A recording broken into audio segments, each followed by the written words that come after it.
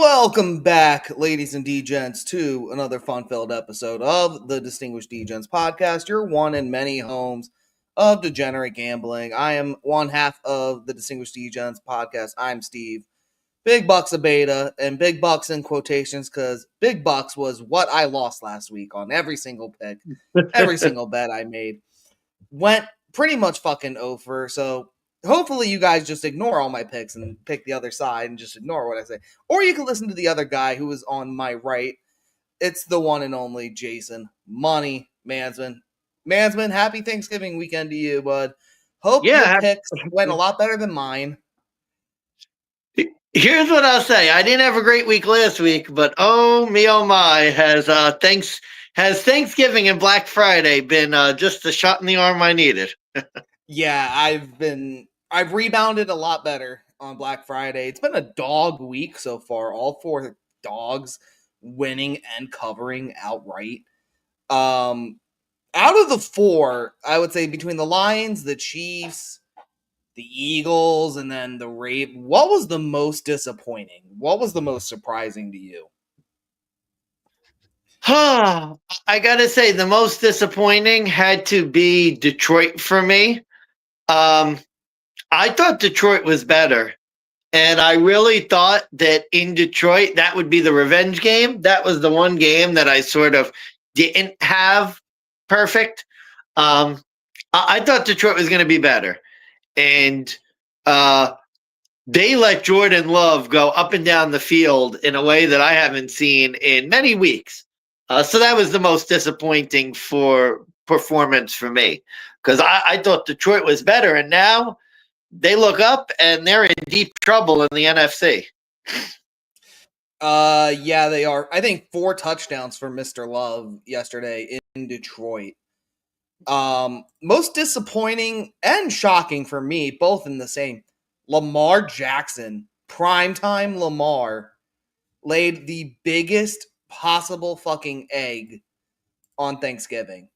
That was shocking to me. Like, Cincy has not been a good team all year. Even when Joe Burrow was playing, they were not a good team. They were not a winning team. Barely beat Cleveland week 1. Week 2, he gets hurt.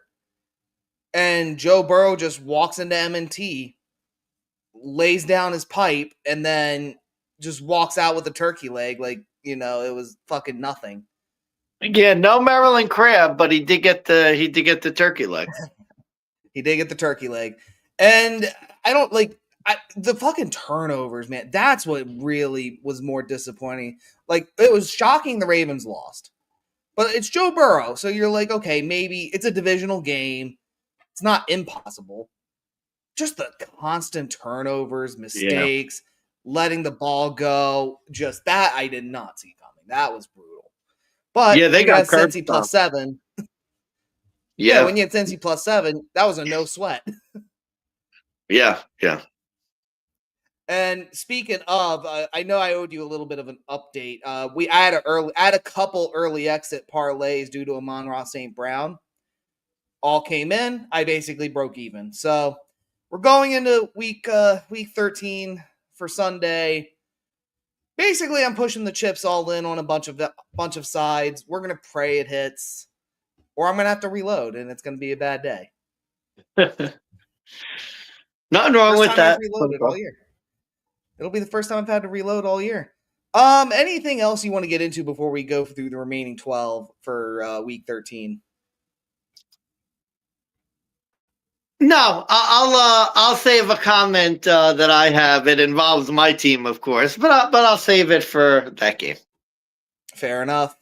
All right, we are on to the remaining week 13 games. Let's kick it off. Let's start in Tampa Bay. The 6-5 Bucks are, I believe, coming off of a bye week, if I'm not mistaken, or they're coming off the Sunday night loss. Yeah. That's what it is. They're laying 3.5 at home, minus 200 on the money line. They're hosting the Arizona Cardinals and Jacoby Brissett, plus 165, plus 3.5 for the Cards. 44.5 is the total. Game is at Raymond James Stadium out in Tampa. So a lot of injury news in this one. And I think I may have overlooked it, but it looks like Baker Mayfield will is trending towards starting. It looks like the running back, not Rashad White, why can I not think of his name right now? Bucky Irving. Bucky Irving. Or Bucky Irving, excuse me. Yeah, he's set to come back, and I think that's a really big boost for this offense. I have not really looked into the Cardinals side, but I just know they are injured out to shit as well. But what I wanted to look up was whether Kyler Murray was starting or not, because that might make or break my pick. I thought it was supposed to be Brissett. I didn't see anything about Brissett not starting, but I could be wrong. This is a red flag game for me because I just don't know what Baker Mayfield we're gonna get. He may play, but if he does, I don't know what we're gonna get. This is a game I want to avoid. I'm a when in doubt, take the points type player. And we know with Arizona, this seems to be the type of game that they're close in, but I don't know, 3.5, they could very easily lose this game by 4-7. And I just don't know what, if Baker Mayfield's healthy, you're getting the Bucs, at a good line. But obviously, if he's not 100%, if he's 25%, what I will do here, my official pick will be the Bucs because I tend to over exaggerate these injuries. So if Baker Mayfield plays, I'm going with the Bucs. But if not, I think you're getting Arizona at a pretty decent price. See, what's weird is I look at this 3.5 and I'm thinking this really looks like a Baker line. And if I'm getting Baker at only 3.5 at home against, let's face it, a Jacoby Brissett, who is doing his job as a backup for Arizona, but the one thing he hasn't done really is win. He had the one win in Dallas, I think, on Monday Night Football, which was an incredibly rare spot play that you just bet back the Cardinals and it works. But like I said, they already have 6 players ruled out, 2 of them being running backs. Jacoby Brissett is good, but if I'm getting Baker 3.5, I think the play is the Bucs at home. And really, if Bucky Irving is returning, I think that is the X factor on top of Chris Godwin too. Looks like the offense will be coming back. They may be more in sync compared to previous weeks.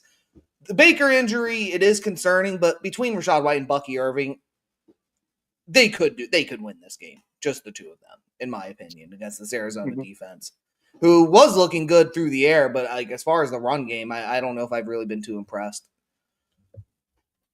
And then as far as totals go, I have over 44.5, but I'm also assuming Baker starting, so I didn't know if you had to play on that.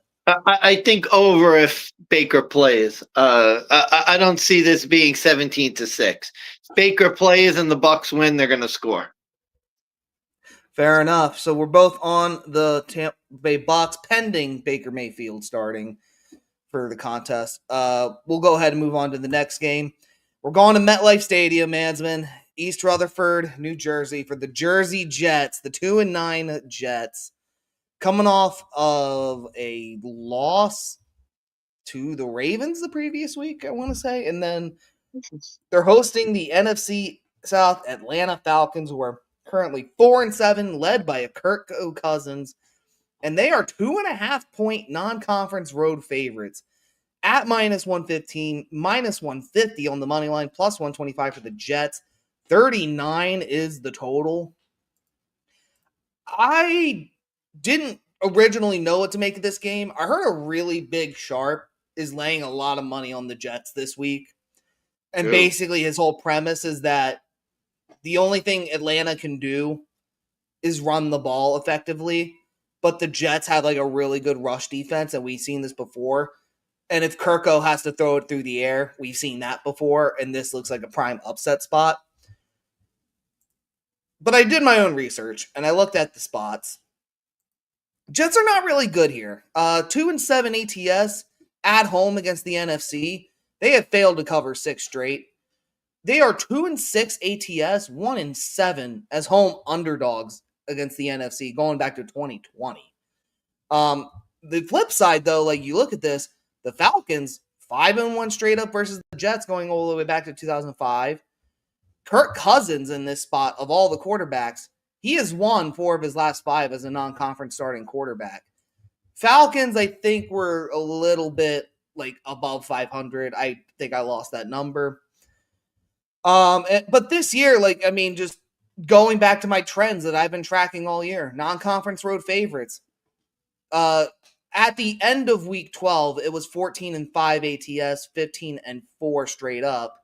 Now, after Thanksgiving, it's looking like 14-6 ATS, 15-5 straight up. So, I mean, look, you're not going to hit every time, but like if you're over 75% on this trend, backing it every time, you're going to hit more often than not. So I just think the Jets really aren't that good of a team.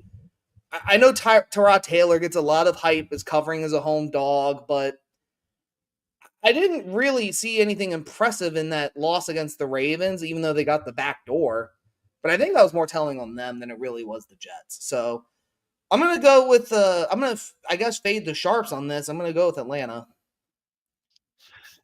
Yeah, I agree. I mean, how many times have we seen the Sharps pick the Jets and then get embarrassed?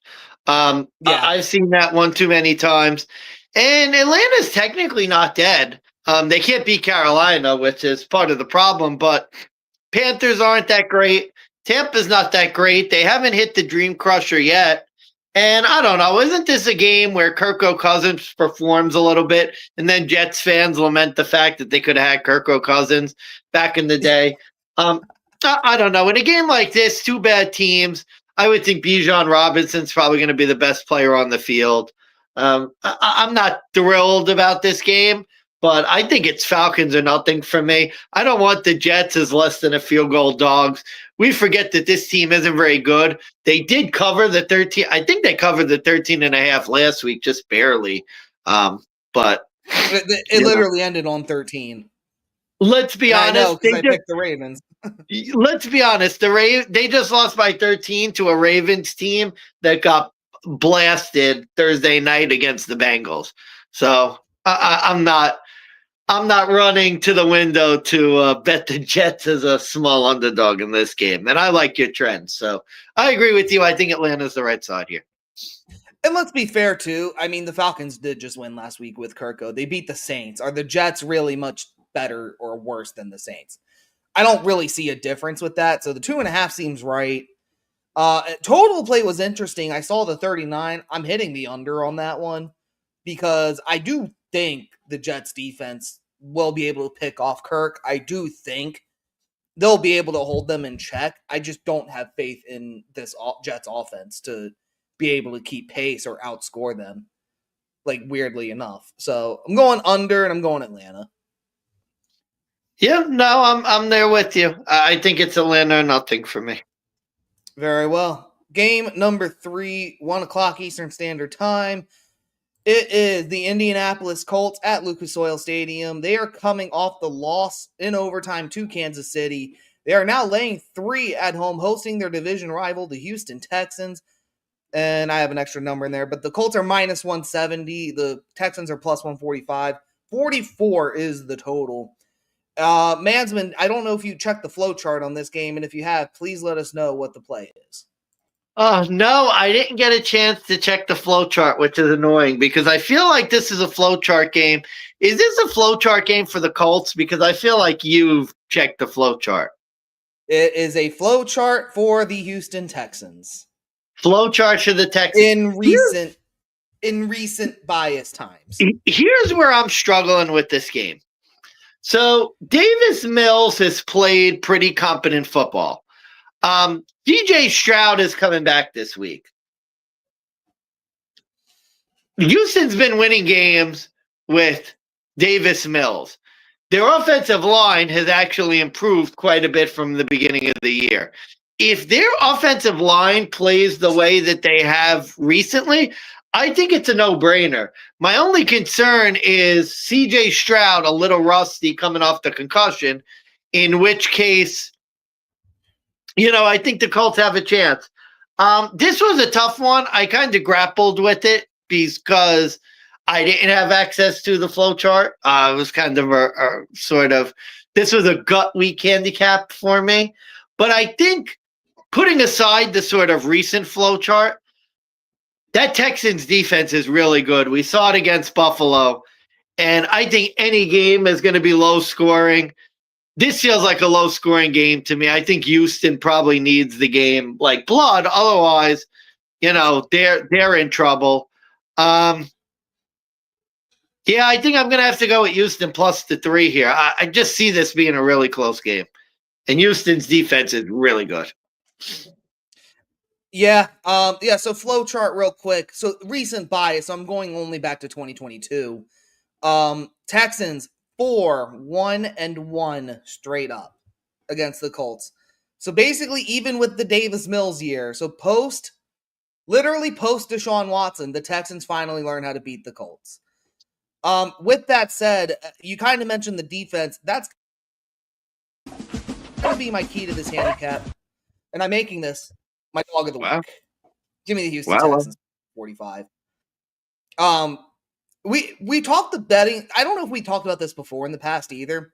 Betting the Texans as a division road underdog.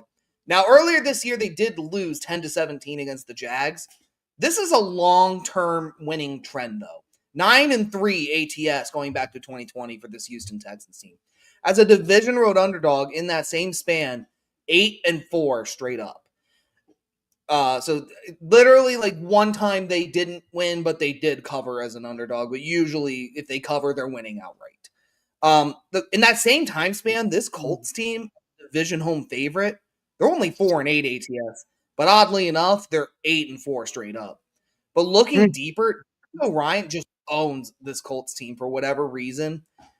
And like I said, last 6 games, 4-1-1. Now the Colts are coming off of the loss. They're only about 50% profitable the week after. They're only 5-5-1 since last year. But those games, they only managed to cover on average by 3.5. So there is a couple books. If you can get the hook, I would highly recommend it. But for my pick here, I'm just ignoring the points. If I'm going to bet this game and bet the Texans, which I am, I'm betting it outright. Because this seems dog week anyways. We've seen 2 divisional dogs now win and cover outright on the road. This looks like number 3 to me.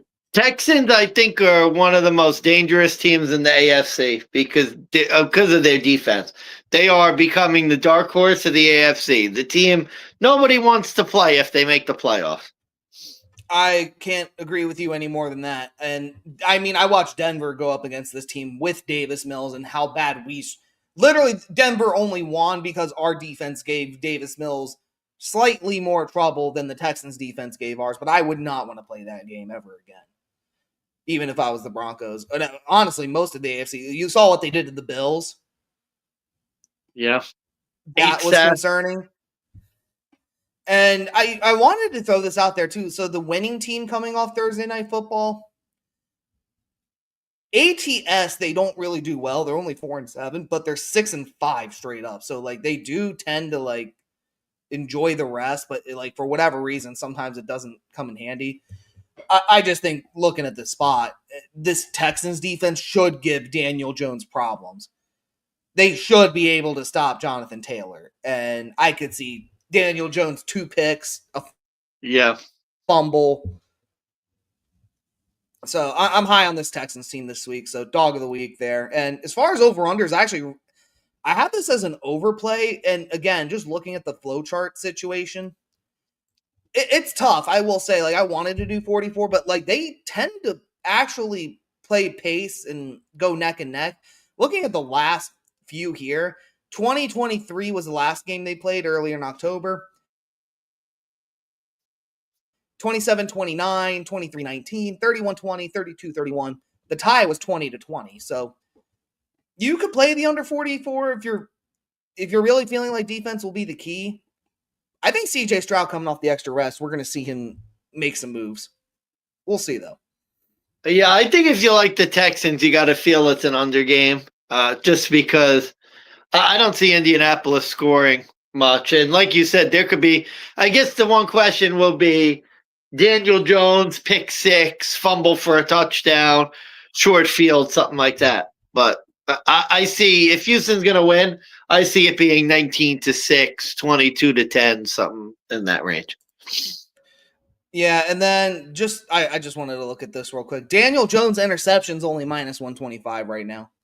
Oh, wow. He threw 3 picks 2 games ago, and he threw a pick I think last week against Kansas City. Daniel Jones turning into a pumpkin. Or no, I'm sorry, it was the 2 out of the last 3 weeks he threw a picks. But yeah, that's the other thing too. I think Daniel Jones is slowly pumpkining out. I think it's happening before our very eyes, but I got nothing else on that game. I'm ready to move on if you are. Yeah, let's go. Keep it moving. Oh God, fuck this game. The Tennessee Titans, the 1-10 Titans are 6-point home underdogs against their division rival, the Jacksonville Jaguars. 7-4 for them, minus 290 on the money line. 41.5 is the total. Game is in Nashville, Tennessee. Oh God. I'm just gonna make it your turn. I hate this game. I really hate this game. I mean, I was tempted to make this one my best bet, except I feel like it's trappy because I feel like they're begging you to play Jacksonville, and then Jacksonville will win by 5. It'll be 31-25. They'll give up a late touchdown to lose to cover. But I've talked about it before on the show. The Tennessee Titans are one of the worst teams at home in the last, 3 seasons. They don't cover at home. They don't win at home. And Jacksonville is legitimate. They're 7-4. They keep winning. They're a good team. And this isn't Indianapolis, where Indianapolis always loses to Jacksonville. I really don't think this is much of a flowchart game. To me, the chart and trend says if you have the Tennessee Titans, you bet against them at home because they've been terrible at home. I think they've lost 14, 15 straight now at home. They're just losers at home. Bet against Tennessee at home. They're going to get the number 1 pick. They're terrible. They're probably one of the worst teams in the last 5 years. If you look at their stats and metrics, they're horrible. Defense bad, and offense oddly bad. enough, They're bad. Oddly enough, Cam Ward isn't even the worst quarterback in the league on the worst team. It turns out JJ McCarthy is statistically worse than Cam Ward, which begs to differ. How the fuck when he you're won giving with the when you're giving Russell Wilson a run for his money. We're not Russell Wilson, Jamarcus Russell. You're giving Jamarcus Russell a run for his money. You know you're bad. No, you had it right. Russell Wilson was right. Who you got for this one? This line, the line feels right. Because, I think of it 2 ways. One is exactly like you said. This is trappy. Why is this only 6? Shouldn't this be 9? Shouldn't this be 9.5? On a neutral, you're telling me this is 8? 7.5? I don't know if that seems right. You would think it should be more, but on the other hand, Trevor Lawrence sucks. I mean, he is possibly one of the biggest number 1 overall busts in a long time. I think he will go down as a bust. On the other hand, though, the line is just so disrespectful. The Jags are a winning team. They have a way better coach. The organization overall, the direction they're heading is the right direction. I just don't know if I want to lay 6 with Trev. I mean, I look at this straight up, Jags will win. I have the Jags winning this outright. Jags are 3-1 ATS as division road favorites. If you go back to 2022, this is the one spot Trevor Lawrence has struggled. He's only 1-2 in Tennessee. So this is a no play for me. I guess Jacksonville, because I think the 6 is too low. And if I think the 6 is too low, I guess that's the side I take. I don't I don't know if I want to back only 6 with the Titans. I'd rather back them plus 8.5, plus 9.5, where I think that number should be. So, I mean, this is a great teaser game, in my opinion. You could either take the Titans up to 12, or you could take the Jags down to a money line. I would probably recommend the money line, but you could go either way on this game. I don't trust it. You're right. There's something fishy with this one. Yeah, it's fishy, and I don't know how many points you're giving Tennessee for home field. They have no home field. That is true. I mean, I didn't think of it that way. And I'm looking at the betting splits here. 66 to 34 in favor of Jacksonville on the betting percentage. In terms of the money, it's a 70-30 split for Jacksonville. So seems like Joe Public is backing the Jags here on this one. They had the same idea, so I don't know if it is. Maybe this is another one where the Titans will backdoor cover it, but not win. Yeah, maybe. That's what it feels like. Feels trappy. Like, is this a game? Jags are up by 10, 2-minute drill. Titans score. Yeah, that's my fear. They lose by 4. My fear. I got a feeling. Yeah, and this total too. This total was fucking wonky. 41.5. Like, I mean, how many touchdowns do they think they're gonna get? Trevor Lawrence, I guess, is good for 1, maybe 2. Then again, I don't know. He's so inconsistent, and I do not trust him. And Cam Ward, I think, just is struggling right now. So I have under 41.5 in that game. But I can't play an under with this Titans defense, though. They're bad. I think I go That's over. fair. That's fair.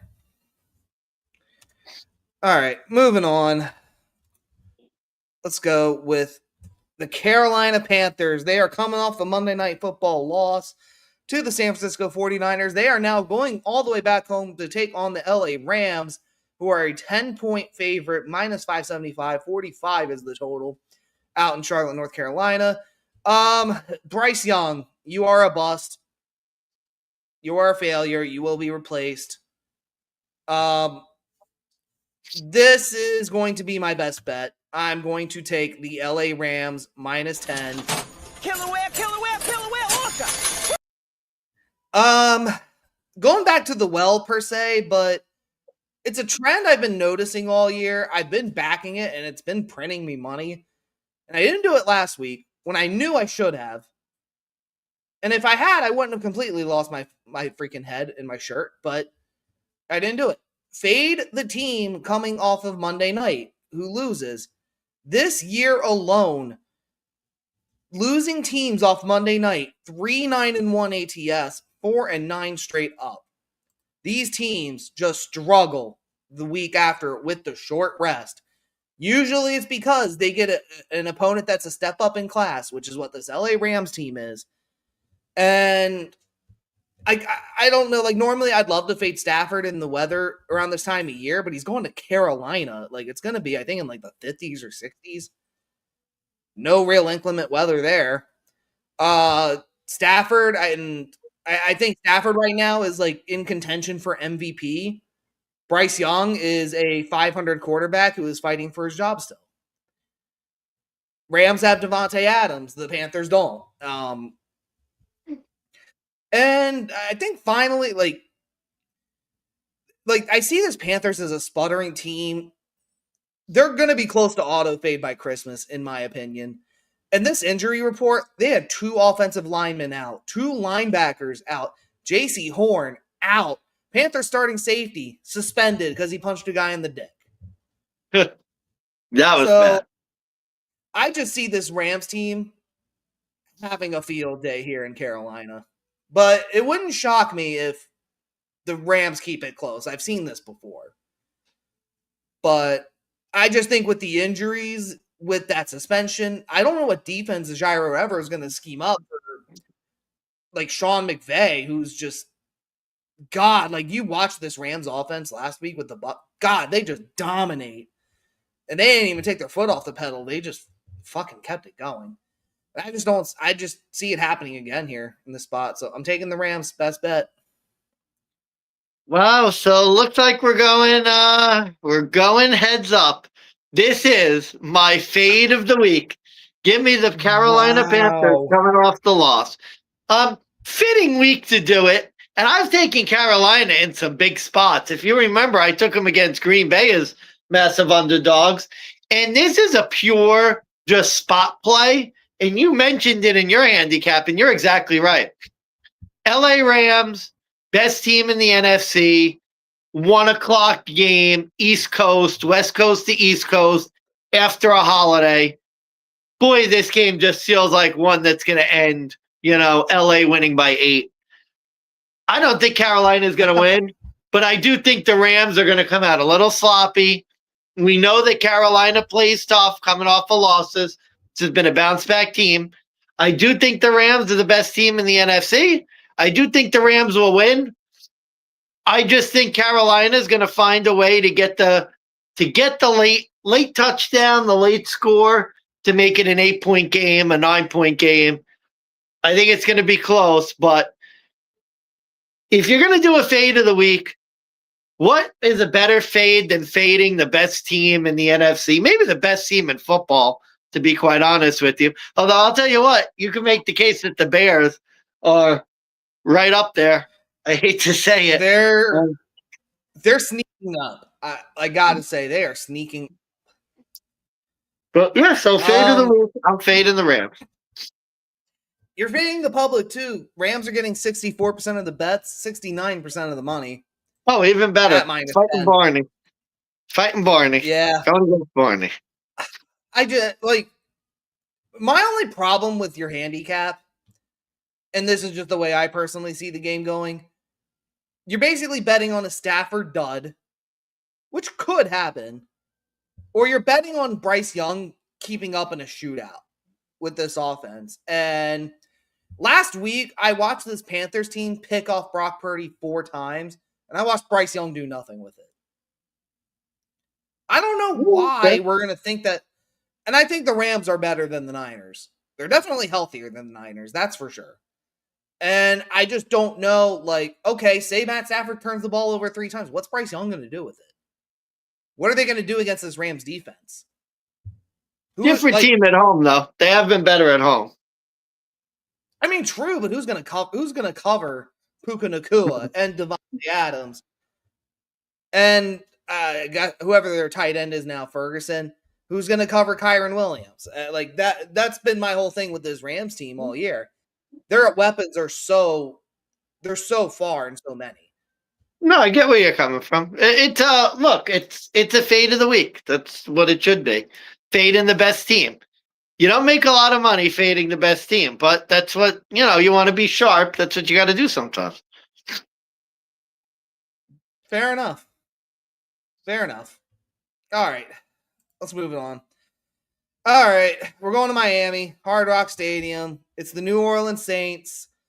2-8 going on the Miami Dolphins. They're not 0-3. The Miami Dolphins are actually pissed, but they're, I want to say, 4-7. So that's my fault for not adding that. All right. Dolphins are laying 4.5 at home, -245. 41.5 is the total. The Saints are 2-1 underdogs on the money line. They're +4.5. Oh, God. We have another non-conference game, and this is like a battle between shit teams. You, Dolphin! God, I don't think I can ever get the Dolphins right in this one. I have no desire for this one. Do you have anything for this one? No play. The line is correct. I think 4.5 is where it should be. The line is correct.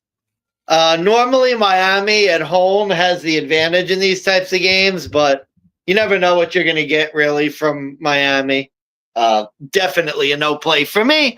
I have no interest in this game. I will be taking my business elsewhere. If I had to choose this time of year, Miami at home has an advantage.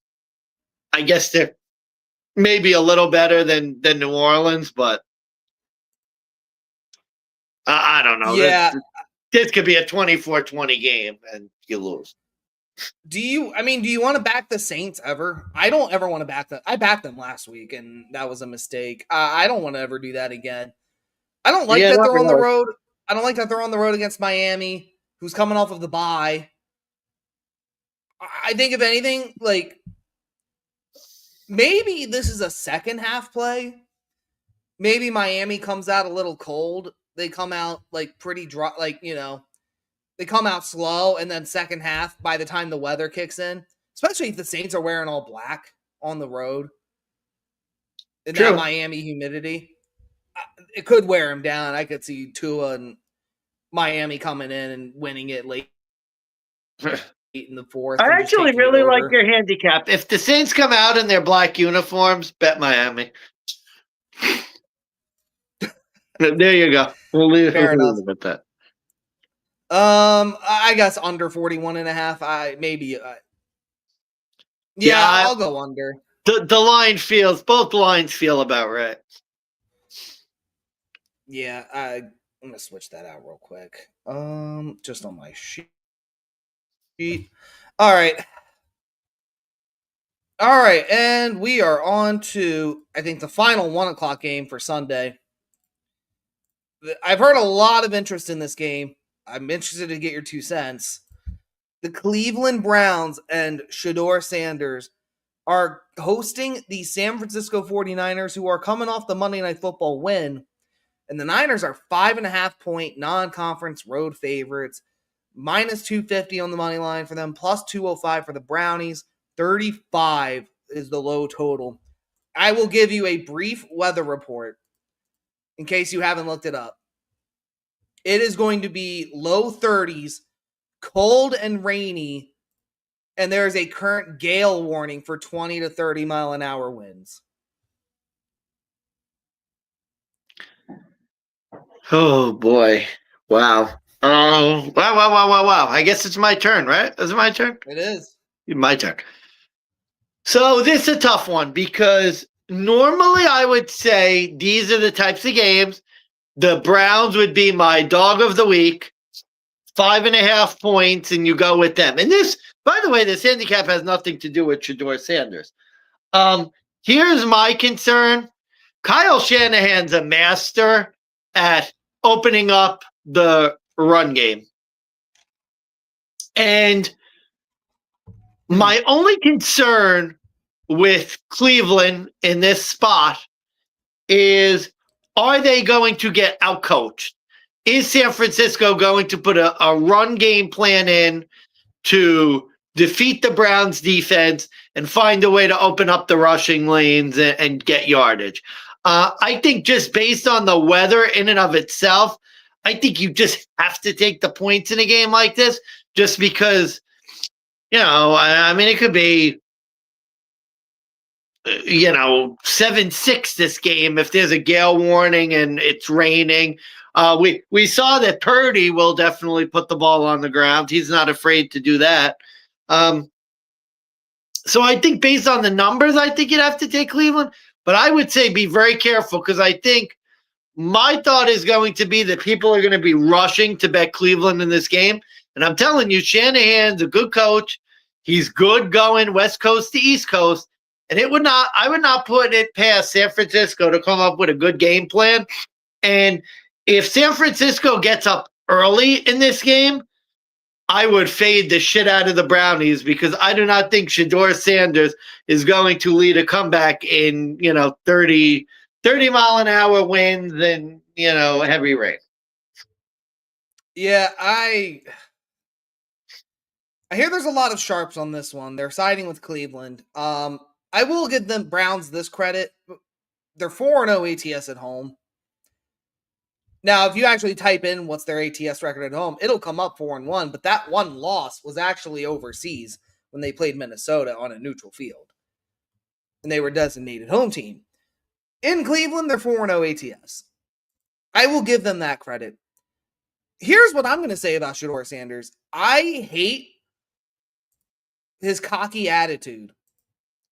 I just hate how he's acting like the new Lord and Savior of Cleveland. Why? Because you beat the fucking Raiders?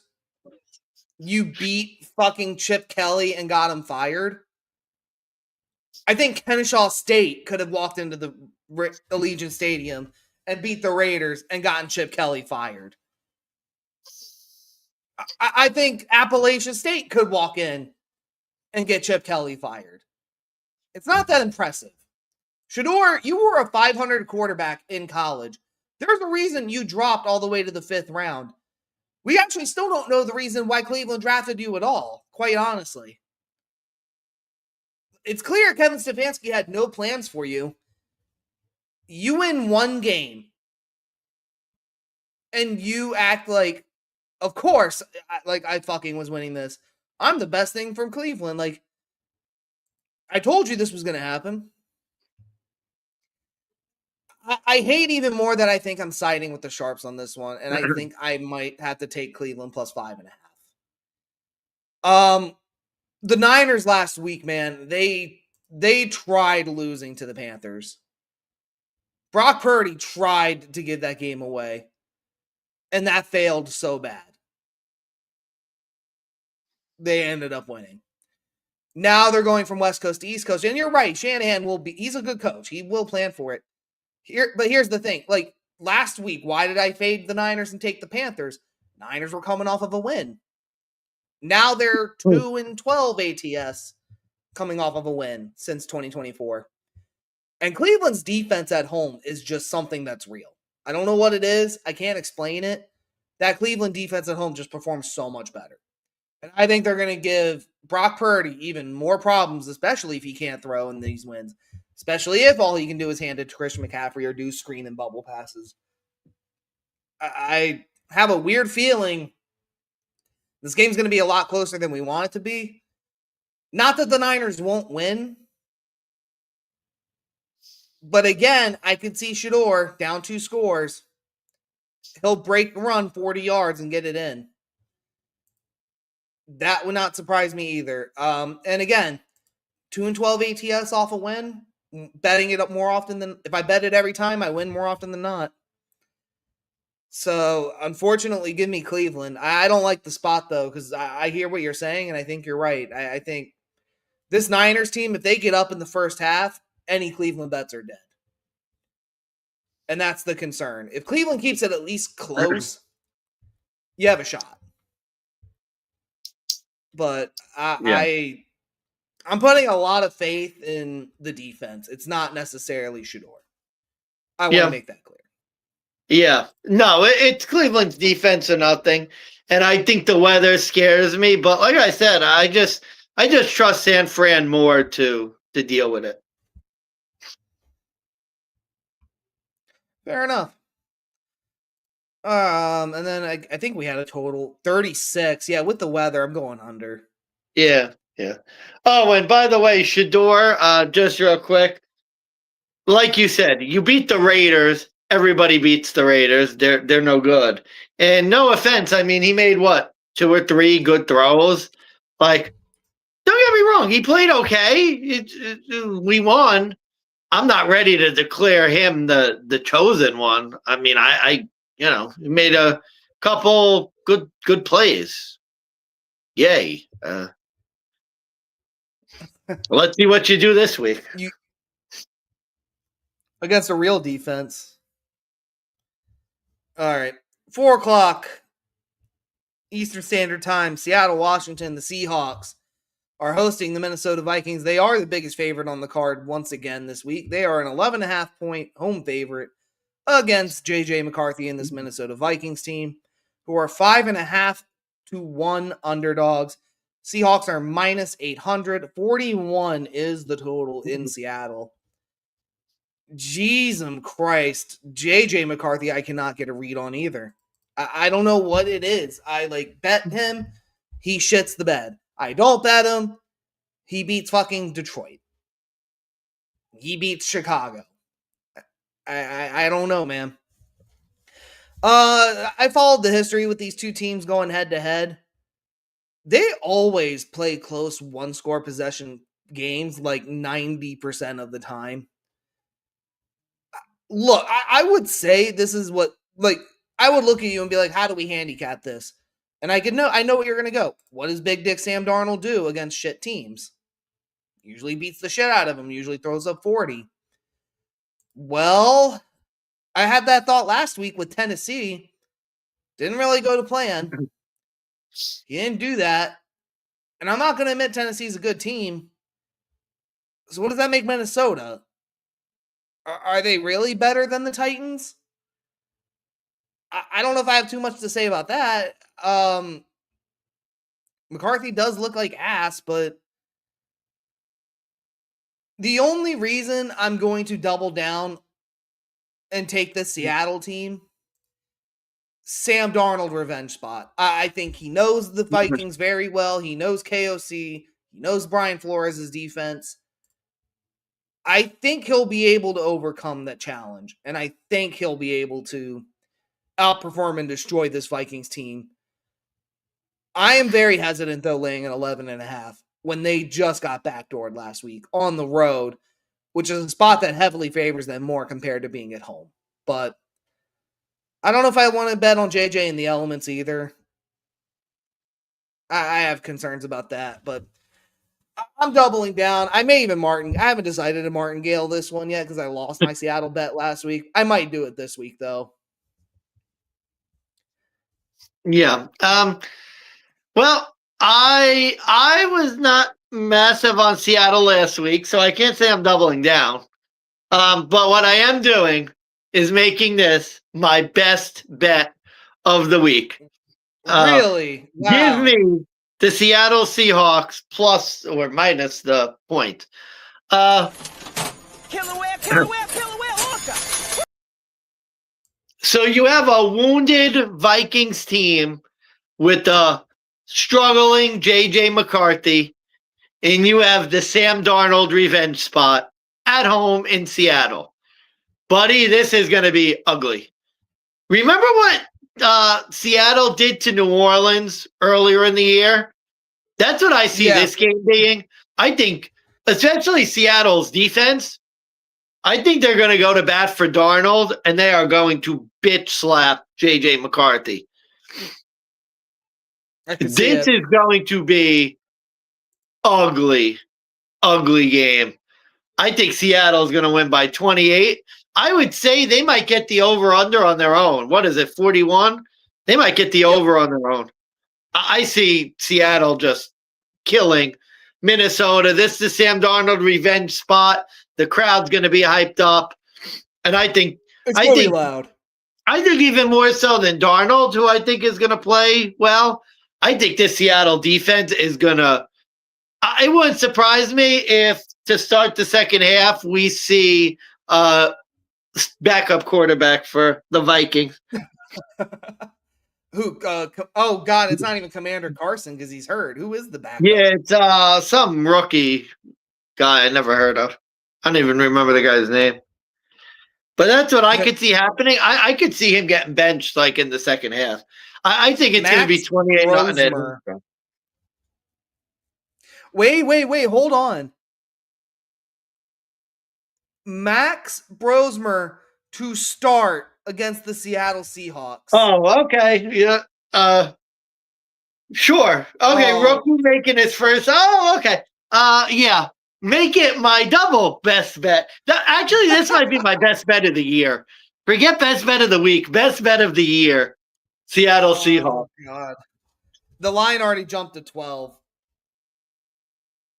So J.J. McCarthy either hurt or benched. Max Brosmer. Supposedly hurt. Max Brosmer. They're underestimating how bad this is going to be. This is I'll tell you what, your first half bet, Seattle minus 7.5, no worries. Seattle, you could do alt spreads up to 21. Like this is going to be a beatdown. You know what? I didn't want to do this, but I'm gonna. I don't know if I'm gonna martingale the bet. I'm gonna lay 2 units though. I think I'm gonna try and get my money back out of it at least. This could be your mortgage bet. It could be a mortgage bet. Bro, I feel so confident in this because I just think it's Seattle. So a lot of people don't really pay attention to Seattle. Like if this were Buffalo, Kansas City at home, maybe not. I'm trying to think of teams that like aren't that good, but people know. Green Bay, Detroit. Oh my I feel like God. this line would be like 17, 15, 17. I'm declaring it. Yeah, we need to declare. I think this, it scares me, but we're doing it. This is the mortgage bet. Max Brosmer was a FCS quarterback at New Hampshire. Oh my God. Are you still? Oh boy. Wow. It's going to be my best bet. He Wow. shredded FCS defenses at New Hampshire, leading the subdivision in passing yards. Oh, he transferred to Minnesota and broke the completions record. Still a losing team, but that's a little better. Okay. Good luck with that. John Wolford is the backup. Oh, Jesus Christ. I remember how. Oh, God. Wow. Christ, Okay. we're gonna have to talk offline if we're gonna really do the mortgage bet. This is dangerous territory here. Yeah, With you on the over though. All right, let's go to 4:30. Yep, Oh, it's do we have time. to? Do we have The bills make me wanna kick your heels up and throw your hands up and throw your head back and come on now. The bills are making it happen now. Stand up now, come on. I forgot. Steelers. The Steelers of Pittsburgh are back at home at Acrisure Stadium. They are 3-point home underdogs, plus 145 on the money line. They are hosting the Buffalo Bills, Mansman's team. Minus 170 for the Bills, minus 345 is the total. Mr. Mansman, it is your team. I do give you the honors. However, you don't look too happy to talk about this one. Yeah, so. why don't you go ahead first? You go ahead. Okay, so the breaking news of this one, Aaron Rodgers is expected to start in this game. He will be back. With that said, and this scares me, I don't know if I really like it. I might have to talk myself out of it. This will be my fade of the week, and I am going to take the Steelers plus the 3. Now, putting the Bills situation aside, I'm living and probably going to die by the sword in here because Josh just came off an embarrassing Thursday Night Football loss, and I normally would want to back him the week after. This is the one of very few spots I'm not going to do it. This is a bet the Steelers smash spot at the 3. I would love 3.5. You probably could get it elsewhere. As home underdogs, the Steelers are 8-4 ATS going back to 2023. This is basically, I'm fading Josh Allen on the road against the AFC North, which is a spot he historically struggles in. He is 1-4-1 ATS in this spot in his career. And then I remember watching that O-line on Thursday Night Football and that 2-minute drill just give up on him and let him get sacked 8 times. Oh, look, he got sacked again. What the fuck are they going to do with the Steelers front four? Who, by the way, listen to these statistics. 5th in sacks, 1st in fumbles and fumble recoveries, 10th in interceptions. This is Josh Allen. What I'm scared of, Josh Allen, 2 turnovers, 3 turnovers. They lose 24-20. Could be even worse. Because it's not like Aaron Rodgers. I know he has the broken elbow or broken wrist or something.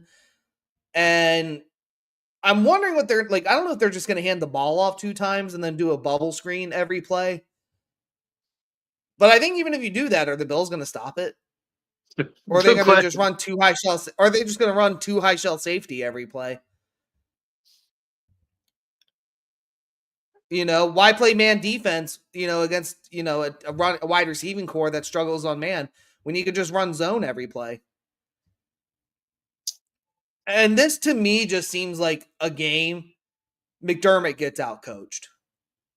We especially on special teams, on defense, like he could get outcoached here. The 3 is what concerns me. This just seems initially you think it's low. But I think the books are starting to catch up to how bad the Bills are struggling. And now they set a line and they basically are saying Like, here, okay, we're catching on. We dare you to bet the Steelers now. Like, come on, it's the Bills under 3. You can do it. They did it. They did it earlier this week with Kansas City. I just want to throw that out there. Yeah. Really good handicap, buddy. I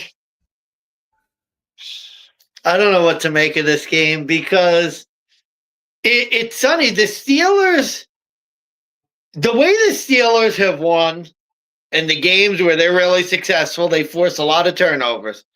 So my inclination is that Pittsburgh is the right side. Bills, top 2, their starting tackles are both out. No Deion Dawkins, no Spencer Brown. We have a bunch of other injuries. Bills have seemed to have some pretty decent success against Pittsburgh recently. The fact that Rodgers is back, I don't know if that's going to make that much of a difference. He doesn't have to worry about my fade of the week if it was Mason Rudolph. I just want he doesn't have to worry about getting hit because the Bills got negative pressure against Davis Mills, who was barely touched. This defense is not good. Their offense, I mean, the thing is, if they could somehow keep Josh upright, this Steelers defense gives up yards. I guess it's possible that James Cook has a day, gets off some good runs. Bills are the most fortunate team in football as Kansas City lost, the Ravens lost. Literally, if they find a way to win, they're going to be almost a shoo-in to at least make the playoffs now somehow. Seeing as both of those teams have 6 losses and the Bills would only have 4. And you'll beat Pittsburgh, so that'll give you the edge up on them. You lose to Pittsburgh, kiss wild card goodbye. Well, I mean, the thing is, if Pittsburgh wins, they're going to have a 2-game lead. Well, they'll have a lead in the division against Baltimore. So that'll help. I mean, I don't know. I don't know what to make of this team. They got fortunate. This is a game they really should win if they're any good at all. But like you said, I think the key to the game is the Bills not turning the ball over. And they've turned the ball over a lot the past couple of weeks. And they got away with it against Tampa. They did not get away with it against Houston. But they always lose in Houston. So was that just a flowchart game that the Bills always lose? I don't know. I guess we'll find out. But as always, this team is just painful to watch. I'm not looking forward to this game. I'm not looking forward to Josh Allen taking more hits, but that's what we're going to get. I hate to say this, too. You have an awesome look ahead the week after. You are at home against Joe Burrow and the Cincinnati Bengals. Another team we don't beat. Okay, so we better win this week because we will lose to Cincinnati next week, even though Cincinnati has no defense whatsoever and is literally coming off a Super Bowl win against the Ravens. So we'll probably find a way to blow that game. So we better win this one. If not, I think we're 7-6 headed into the last 4 games of the season. You'll be 7-5, and Pittsburgh will probably. I was gonna say I could probably pull up the standings right now, where they currently stand. Oh, here we go. Playoff picture. Any day now. So it looks like to me, if Pittsburgh were to win, both teams become 7-5. The Bills would actually, I think, get bounced out. Well, aren't the Bills 8-4 if you mean Pittsburgh they'll both be 7-5. Yeah, because Pittsburgh's leading the division right now. Yeah. So they'll stay 4, but if the Bills lose and the Texans win, you'll get bounced out. Who's the other wild card team? It's the Bills. Oh, the Jaguars. I forgot about that. So, yeah, I would argue this is a must-win. One more stat, though. Like, I ignored this stat initially, but I'm going to throw it out there for you. losing teams coming off of Thursday Night Football, 7-4 straight up in ATS this year. They don't bounce back quite as good recently. I think it was 2 weeks ago that trend was 7-3 ATS, 6-4 ATS, 7-3. But yeah, this one was a tough one, but I'm just trusting the spot. I'm trusting Tomlin. Yeah, that's gonna be a tough one for me to watch. That's for sure. No, this one's gonna be worse. The LA Chargers, SoFi Stadium, 4:30 Eastern Standard Time. The Las Vegas Raiders. No more Chip Kelly. Ding dong. The fat witch is dead. The Raiders are catching 9.5. They're plus 390. Chargers minus 525, minus 9.5. 40.5 is the total. Here's my handicap. Raiders are on auto fade. That's the handicap. They're on auto fade. I'm not overthinking this one. Chargers will win. And when they win against the Raiders, they usually cover. However, I do have an interesting play for this one. I'm making this my over of the week at 40.5. Go and look at this Chargers. I don't know if you could pull the stats up, but if you look up what the final scores were in SoFi Stadium for the Chargers, oddly enough, this year alone, there's only been 2 games at home that have not hit this total all year. Under Coach Harbaugh, the under has only hit 5 times since 2024. And I think Justin Herbert, could he get 40 on his own? Sure. But I think this offense might get a dead coach bounce. And I think with 40.5 being so low, I know the Chargers are good for 20 to 24. The question is, will they end up getting 30 and then the Raiders will get 13? Like, could the Raiders do the bare minimum? I know last time they played, it was like 20-9 on Monday Night Football. Usually these games, like, one is really bad and then the other one tends to be really close. I think we've seen the close game. This one, I think, could be the dagger that kills Pete Carroll. Maybe, yeah. My handicap's simple. Like you said, Raiders are on auto fade. They're unbettable. They lost at home to Cleveland. Shador Sanders, who looked like the worst quarterback in history 2 weeks ago. So, auto fade. All right. Sunday Night Football in Landover, Maryland. It is the Washington Commanders, a.k.a. the Commies, a.k.a. the football team. Washington Redskins, go yourself. They are taking on my 9-2 Denver Broncos, who are a non-conference road favorite on Sunday Night Football. They are 5.5-point favorites, minus 260 on the money line. Commanders are plus 210. 43.5 is the total in Maryland. I believe it's my go. It is my team. But I think I had the first go with the Bills, so I will defer to you, Mr. Mansman. This line seems really low to me. I think Denver should be a bigger favorite in this game. I know. Open at 7. Yeah, I don't really understand it. Regardless of who's playing quarterback or what the situation is with Washington, sometimes your record is what you say what it says it is. And Washington's just not a good football team. Their defense hasn't been good all year. Their offense has been able to do some things, but we know Denver has a good defense, and defense travels. I get maybe why you might think, well, this could be a letdown spot for Denver. They got a couple game lead in the AFC, but they're fighting against New England to be the number 1 team. I don't know that, defense travels. Denver travels well. They have won in prime time before.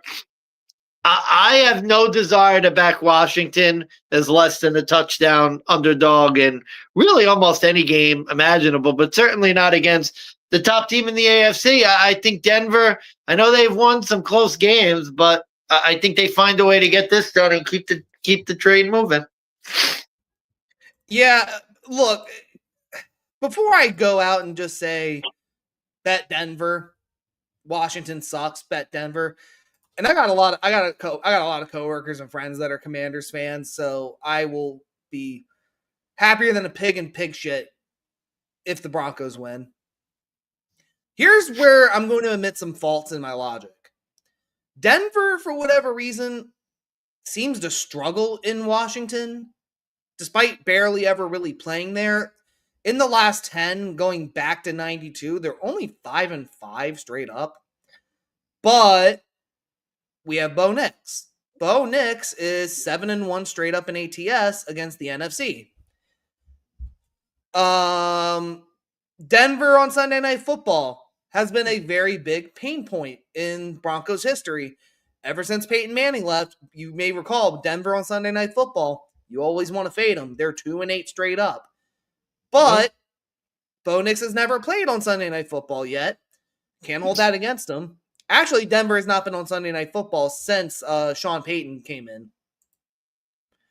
And if you look at the primetime records, Bo is... Now, I'll give you two numbers. He's 4-1 straight up in primetime. If you want to count that Saturday night game against the Bengals, I think last year, you could say 4-2. But the trend I love here, I mentioned this earlier, he's a non-conference road favorite. Teams really, really, really good in this spot. 14-6 ATS, they're 15-5 straight up. And this line movement, it went from 7.5 to 5.5. Terry McLaurin's coming back. That's cool. Jaden Daniels, he looks like he's out. So it's Marcus Mariota at 5.5. Oh, yeah. And Pat Surtain 2 and Alex Singleton are both returning this week. Oh, boy. Why is this not back up at 7? I don't. Why is this not back up at 7? I don't know. My only concern is that betting Bo Nix as a favorite this year has not been profitable. It's not been that good. He's only done it twice this season, I think. One was Cincinnati. And I can't even think of the second one. I could try to look it up real quick. But yeah, no, this is it's beyond Broncos or nothing. This is, why would you back Mariota at this number? Yeah, I agree.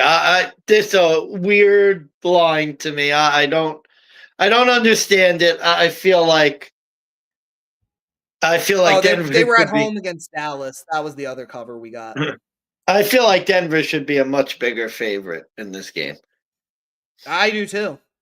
Something's interesting about this number, but Denver smash bot all the way. Under 43.5. I think Denver's defense is going to shut shit down.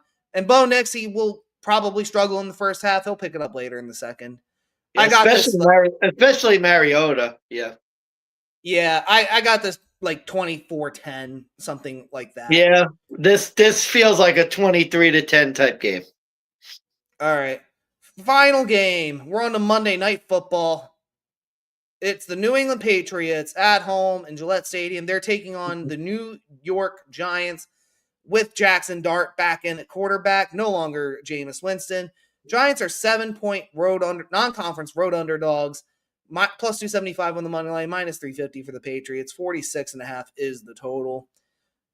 I think it's my go. Turn? Oh, yep, no, you're right. I went for Denver. Yeah. All right. Oddly enough, I want this to be Jameis Winston, because then I would bet the over, and that would be that. I wouldn't care, and I wouldn't have to think about these teams. But now it's Jackson Dart on the road, Monday Night Football. Look, I could look at trends. I could look at things. They're all going to say fade the Giants. But you have to wonder, are those Daniel Jones stats or are these New York Giants stats? Because Tommy DeVito fucking came in on a Monday Night Football game. He beat Miami. Why couldn't Jackson Dart come in and put up a fight against New England? I don't know. Pats have won 4 straight at home with the NFC. They covered 3 out of those 4. I now don't see this as a high-scoring affair with Dart coming off the concussion protocol. I think they're going to be a little more cautious. They're going to be a little more conservative. And the Patriots defense, for what it's worth, I think they're halfway decent. And Giants in non-conference road games, they're 10-3 to the under since 2020. And Monday Night Football in general, they're 11-5 to the under as well. So I'm making this my under of the week because it's Jackson Dart, but I really don't have a good sway one side or the other on the spread. I would say New England at the even 7 or the flat 7, I guess is a better term, but I think this is a really questionable number. I think because it's Jackson Dart, maybe they're afraid that the public would hammer the Giants if it gets above 7, or maybe they're afraid that the short. I don't know. I don't know. It's weird. I think the Giants. Don't get me wrong; they're a plucky team, but they've won 2 games. New England the Patriots have won 10. Yeah, New England is good. The Giants are not good. It's 7 points. You have Vrabel against a guy who isn't coaching. Mike Kafka. Yeah, It's kind of like Patriots. I guess I'm not ecstatic about the number, but I think the Patriots probably. If I had to choose, I think I go with New England. I would say if you haven't used New England yet in Survivor, I think this is the week. Yeah, if you're still alive in Survivor, I think New England, although they've probably been used already, but yeah. Yeah, that's what I said. If you haven't used them yet, I think it's this week or nothing. Because if you look at, I think New England's got a real rough end of schedule this year. Although, I know originally they had a fairly easy schedule according to the metrics, but come on, where are you? Yeah, they have had an easy schedule. They and the Bills have had a pretty easy schedule.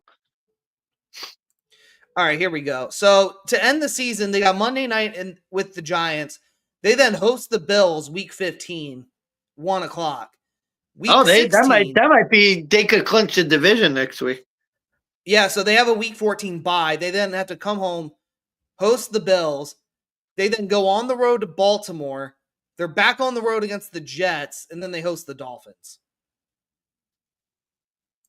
And usually by that time of year, we see some fluky shit.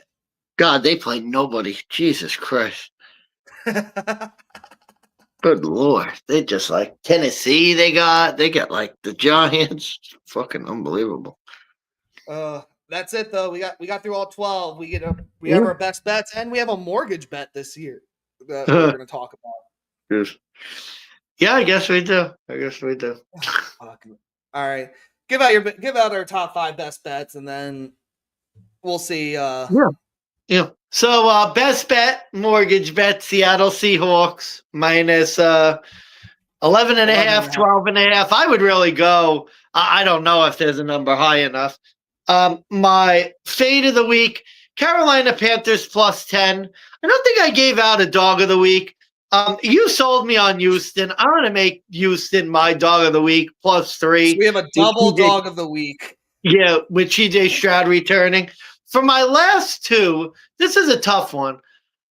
I think I like Baker Mayfield. If Baker Mayfield returns, I like that play Tampa minus 3.5 at home.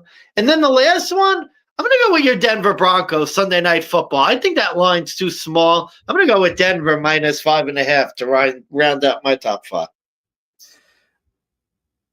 Gotcha. Yeah, you had Carolina. So, yeah, Houston for me, dog of the week. Love Denver minus 5.5. I do love your Seattle bet. We talked about that earlier. I'm going to go with you on Tampa, and then